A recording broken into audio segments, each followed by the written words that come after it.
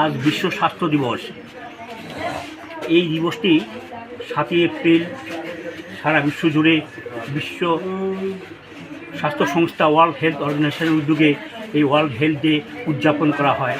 তো তারই অঙ্গ হিসেবে আমি একজন এই এলাকার সমাজসেবক হিসেবে কাটিয়া বাবা ব্রিক্স ফিল্ডে স্বাস্থ্য দপ্তরের সহযোগিতায় এখানে একটি স্বাস্থ্য শিবিরের আয়োজন করেছি এবং এই দিবসটির একটি বিশেষ তাৎপর্য রয়েছে।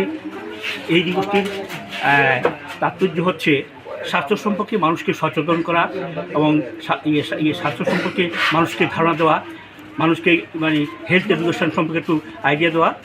অ্যাকচুয়ালি এখানে ডাক্তারদের মুখ্য ভূমিকা, ডাক্তারবাবুরা বলবেন। আর এই বছরের